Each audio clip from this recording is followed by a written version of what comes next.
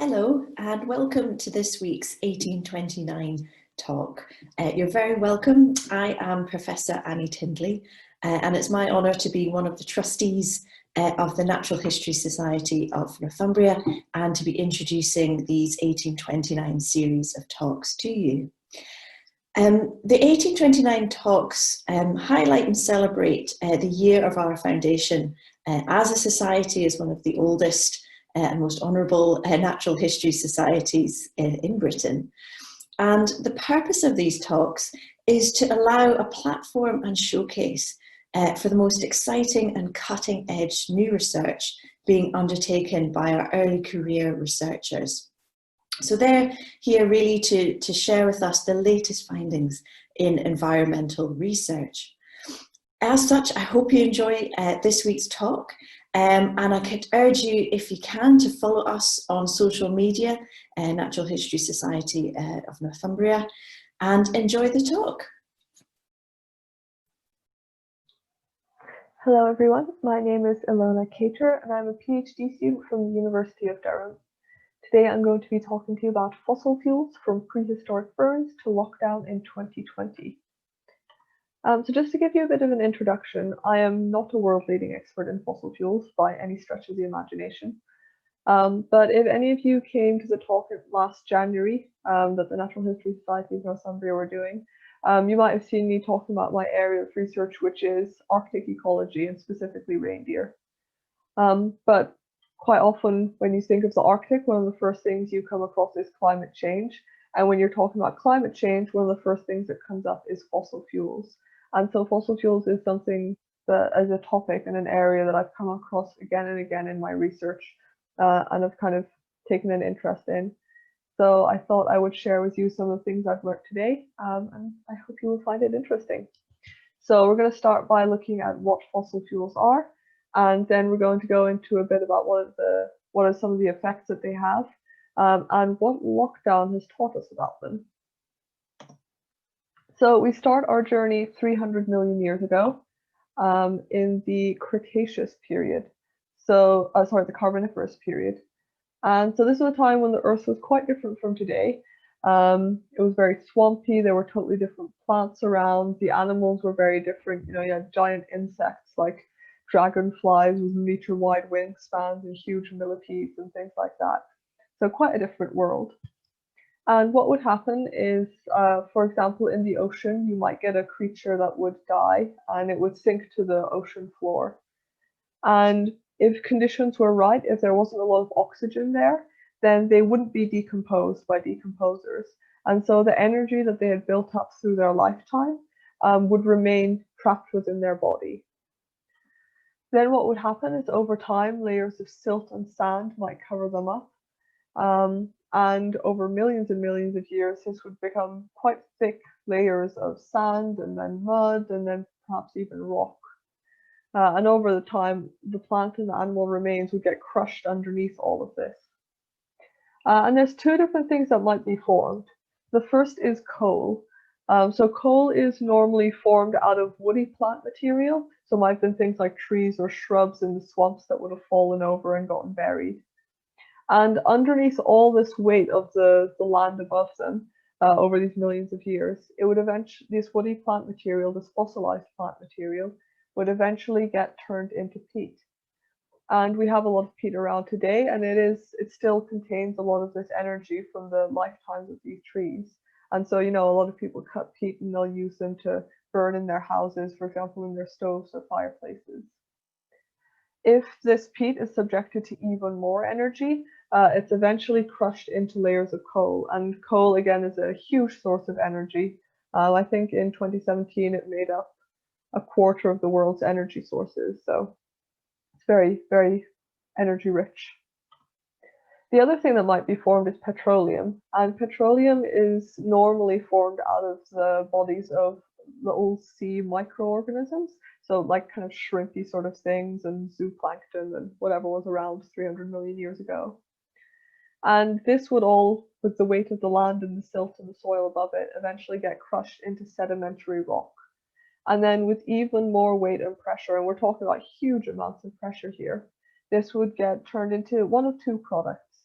either crude oil, or then if it was subjected to even more pressure, it might get turned into natural gas.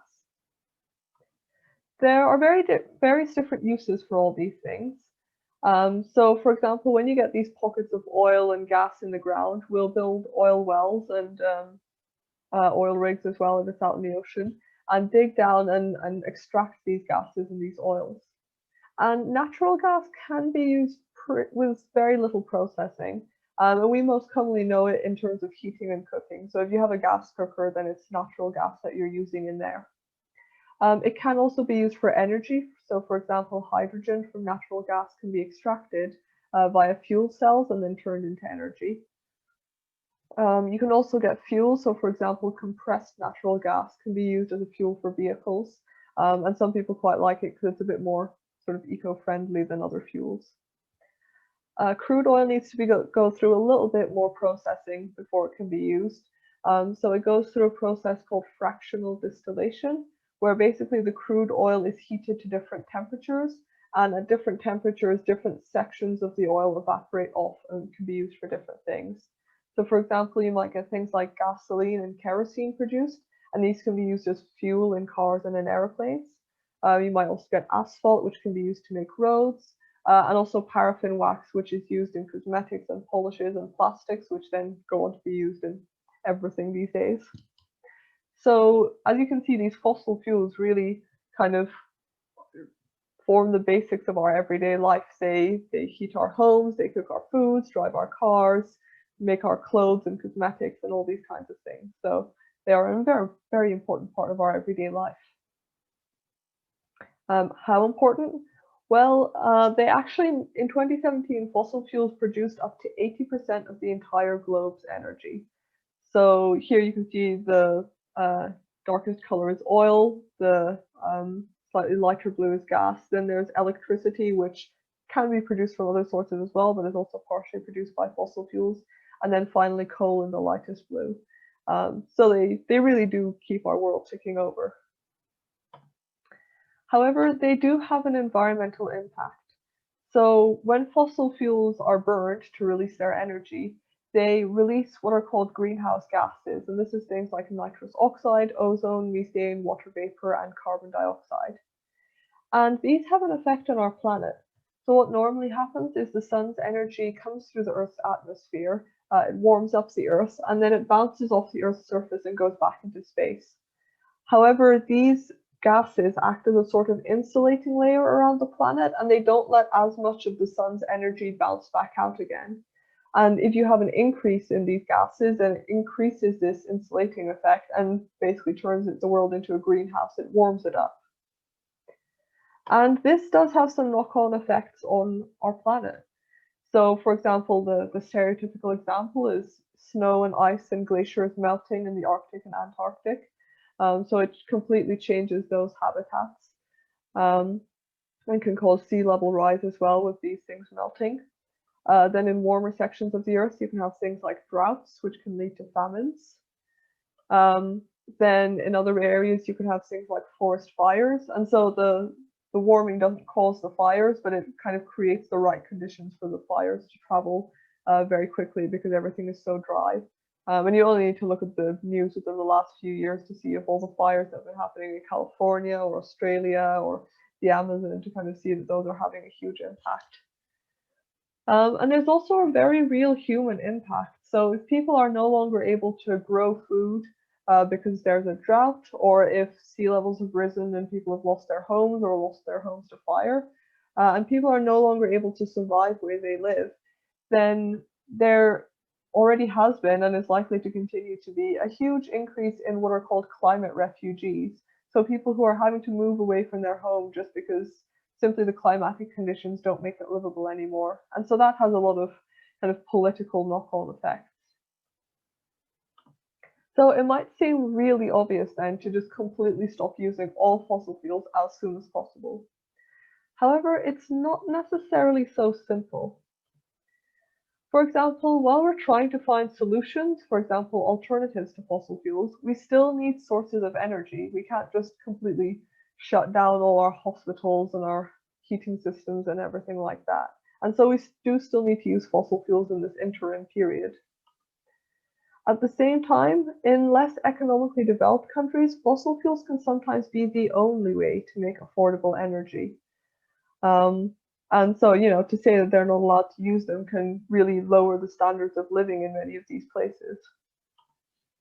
There's also an interesting question of equity of fossil fuel use. So, for example, the UK went through the Industrial Revolution where we burned huge amounts of fossil fuels, especially coal, and released huge amounts of greenhouse gases into the atmosphere. And during this process, we became a wealthy nation. We made a lot of money. And then now we have the kind of financial resources to invest in other forms of energy. And some less economically developed countries have sort of said that they haven't had the chance to kind of have this economic growth by being bad to the environment, by burning all these fossil fuels. And is that fair? Should they be allowed to go through this period of waste so that they can become financially better off and then do the good things? And that's been an argument that's been raised in quite high profile conversations on how various countries are reacting to climate change. And another one is jobs. And, this being the Northeast, you know very well that jobs are very tied into the fossil fuel industry. The coal industry here used to be absolutely massive and employ whole communities of people. And of course, it's good when coal stopped being used in terms of the environment, but it did have huge knock-on effects on real-life people. They lost their jobs, they lost their communities, and this has had effects on people generations down the line. So I think it's important to not take that side of things lightly as well when we're talking about transitioning away from fossil fuels. But so what has been done so far? Well, we have already started diversifying our energy sources. And so this includes using things like wind power, wave power, geothermal energy, solar energy. And so this kind of helps us find alternatives to fossil fuels in terms of finding ways of creating energy that release less greenhouse gases. But also fossil fuels are a finite resource. So they will run out because, they take 300 million years to replenish. And so it's also a bit of a security issue. We don't want to run out of fossil fuels and have absolutely no sources of energy. So kind of diversifying our energy sources is good for security as well as for the climate. Another thing is innovation born from need. Obviously, it's great. It's not great if people are pushed to the place where they are forced to create ways of making energy. But a lot of great innovation has been going on in various parts of the globe in various ways. Only one small example here is in a village in Somalia.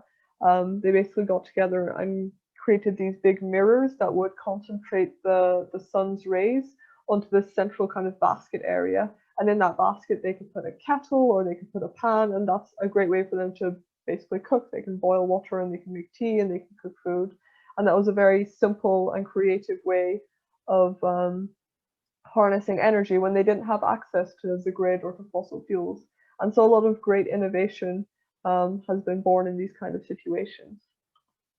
Another great thing is that pledges to goals by various countries and companies and groups have been made in recent years. And there's all different kinds of, these pledges that have been made. And I think, for example, with the Paris Climate Agreement, I think we're quick to talk about, how the United States is not in the agreement. And we're actually quick to forget that over 200 other countries have ratified and signed this agreement. So a lot of them are really, they're not only saying that they commit to kind of improving their environmental impact and reducing their use of fossil fuels, but also many of them have taken huge steps towards that. And so that's when we come to lockdown. So here you can see the global carbon dioxide emissions, so carbon dioxide being one of the greenhouse gases released by the burning of fossil fuels. So here you can see the global carbon dioxide emissions over the last 120 years. And you can see that generally it's been going upwards pretty steadily.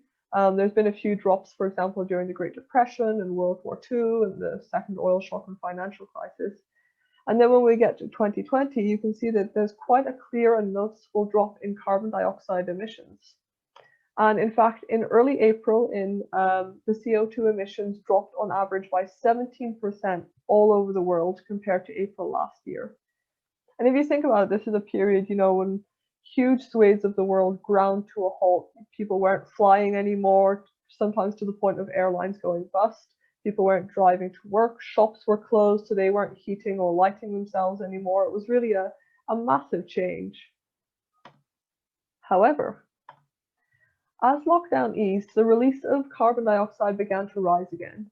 And it's actually predicted that 2020 as a whole will have only about 4 to 7% less emissions than 2019, which I don't know about you, but for the entirety of humanity grinding to a halt, it seems quite little. Also, throughout this whole period, the carbon dioxide in our atmosphere has continued to rise. It just rose a little more slowly while we were in the lockdown. So, with humanity grinding to a halt, yet our CO2 continuing to go up, where is this CO2 coming from? Well, here you can see in this graph the CO2 emissions coming in the UK.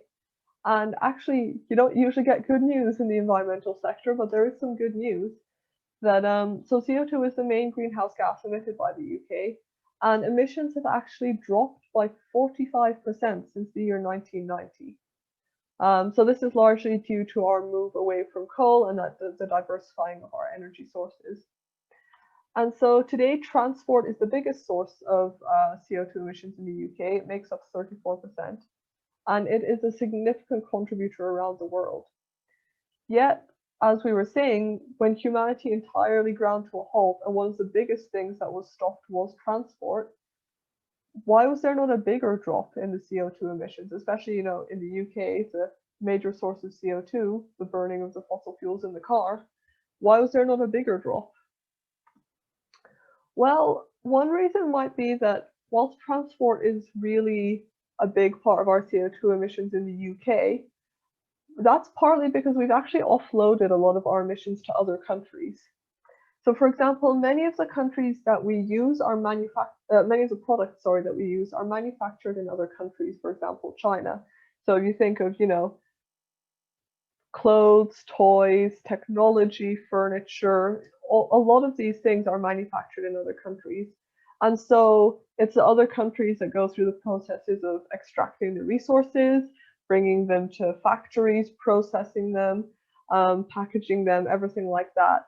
So they're causing huge greenhouse gas emissions during all this processing, but it's occurring in places like China. And then we buy the product and show none of the emissions in our local kind of emissions for the country. At the same time, many of our products are recycled and disposed of in other countries. And again, during these processes, greenhouse gases are emitted. So for example, with a lot of electrical goods, we'll ship them off to Bangladesh and they'll be processed there. And so again, it's our waste, but the emissions connected to it are being seen in another country where they're being processed. Also, you have things like clearing of forests for cattle ranches or palm oil plantations to provide for food we eat. So again, we might be buying beef from the Amazon, or we might be having, Nutella with palm oil from Malaysia. And it's us buying the food, but the emissions caused by the deforestation is being seen in, Brazil and Malaysia. And finally, also we have the transport of all these various products from these far-flung locations. And often the raw materials to make the products are flown from one side of the planet to the other, then they're processed in a completely different area before being flown to us eventually. So, and so a lot of these things were, continuing throughout lockdown. And so fossil fuels are involved in the production of all of these, or the processing of all of these products. And so CO2 is released, just not here. And there's a lot of writing here. But basically, you can see here that here's the CO2 emissions by sector, and you can see that energy by far is the largest producer of CO2. But actually, the largest portion of this is the energy used in industry, so 24%. The next is energy used in buildings, but actually a large part of that's commercial buildings. And finally, there's the energy used in transport. But here just says, for example, road transport, and a lot of road transport is freight. It's not just, driving to the school to pick up the kids. And then of course you have, other forms of industry and agriculture that are creating, that are releasing this CO2. And so if you look at for example, our transport, it's actually quite a small portion of that. People often say how bad it is to fly places or to drive places. Actually, you can see that the impacts of industry are far bigger than, the flying or transport. So what are some of our conclusions then? Well, fossil fuels, so coal, crude oil, natural gas, and peat, are made out of the fossilized remains of creatures from millions of years ago. They can be used for various things like energy and plastic and fuel, allowing us to live, work, travel, stay warm, etc. However, they are finite. They also release greenhouse gases, changing our climate with environmental and political consequences. So we need to stop using them as soon as possible. But we shouldn't forget the difficulties of this transition in terms of, for example, less economically developed countries or jobs. Also, lockdown had a surprisingly small effect on global CO2 emissions, suggesting that activities like driving to work and flying on holiday are not the biggest emitter. So what has lockdown shown us? Well, first, I do want to say that driving less is good for reducing some emissions of greenhouse gases and is good for local air quality. It reduces noise pollution. So, I'm very pro taking the bike to work, as that is an option open to you. However, to reduce fossil fuel use, humanity does not need to grind to a halt, because quite frankly, we did grind to a halt and it didn't make that much of a difference. Instead, the biggest changes actually need to come from industry. For example, how goods are made, from how far away they are transported, and how much we buy and waste. And I don't know if you guys remember, a few years ago there was Orangegate, where there was a supermarket that was basically buying oranges from one part of the world, flying it to another part of the world to be peeled. Then there was the production of plastic, again made from fossil fuels, and they put this orange into the plastic tub, and then they flew it to another part of the world, and then we're selling it, and people were just talking about how that was so ridiculous when you could literally just send the orange straight away, and not have this random plastic in the way. Of course, that's a slightly ridiculous example, but illustrates the point. Also, lockdown we'll also need to be aware that there has been progress. So, for example, we have been investing in alternative sources of energy. There have been various pledges by various groups, and a lot of that has borne action. And there's also been a huge increase in awareness of the effects of fossil fuels in recent years, which is, important in itself. So, to continue this great work that is already happening, but to do it more efficiently, we need to focus more on what are the major sources of greenhouse gases, which, as we say here, seem to be coming more from industry. With that, I will say thank you very much for listening. I'll bring you back to the beginning. This is what the world looked like 300 million years ago, when our fossil fuels first went down into the ground. So I hope you found that interesting. And if you have any questions, as I said, I'm definitely not a world expert in fossil fuels, but if there is any questions I can help answer, my email address is on the screen. And thank you very much for listening.